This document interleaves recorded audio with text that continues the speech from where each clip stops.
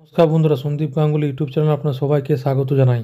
তো বন্ধুরা, রামের পুজোকে কেন্দ্র করে 22শে জানুয়ারি দেশ জুড়ে কী কী বন্ধ থাকবে এবং কী কী খোলা থাকবে, তো বন্ধুরা আজকে সেই নিয়ে সব কিছু বিস্তারে জানাবো।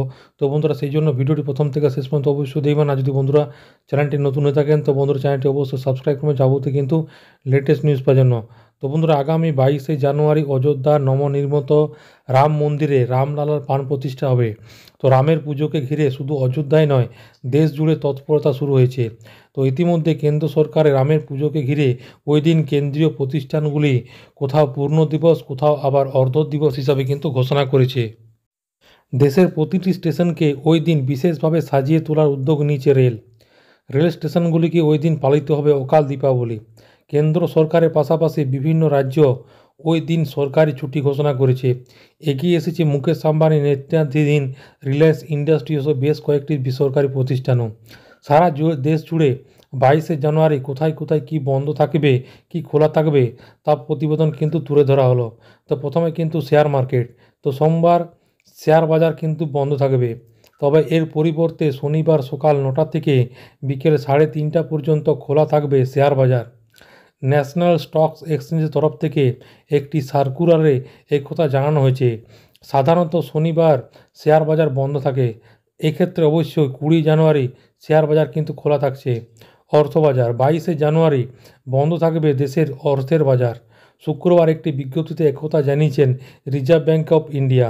আরবিআই জানিয়েছেন সোমবার সরকারি সিকিউরিটিজ, প্রাথমিক এবং মাধ্যমিক বৈশ্বিক মুদ্রা বাজার এবং রুপি সুদের হার ডিরেক্টরিগুলিতে কোনো কিন্তু লেনদেন হবে না।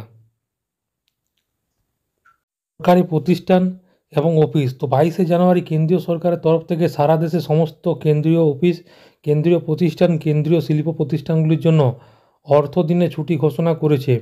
তো সরকারি কর্মীরা যাতে ভগবান রামের প্রাণ প্রতিষ্ঠার অনুষ্ঠান অংশগ্রহণ করতে পারেন, সেই জন্য দুপুর 2:30 পর্যন্ত কেন্দ্রের সমস্ত সরকারি অফিস বন্ধ রাখার কথা বৃহস্পতিবার একটি বিজ্ঞপ্তিতে জানানো হয়েছে।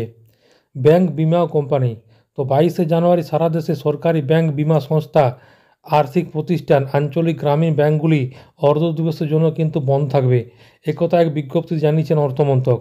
বেসরকারি প্রতিষ্ঠান। তো ইতিমধ্যে মুকেশ আম্বানি নেতৃত্বাধীন রিলায়েন্স ইন্ডাস্ট্রিজ সোমবার 22শে জানুয়ারি সারা দেশে তার সমস্ত অফিসের জন্য ছুটি ঘোষণা করেছে। তো সরকারি ছুটি। তো জানা যাচ্ছে বেশিরভাগ রাজ্যে 22শে জানুয়ারি অর্থ দিবস বা সরকারি ছুটি ঘোষণা করেছেন।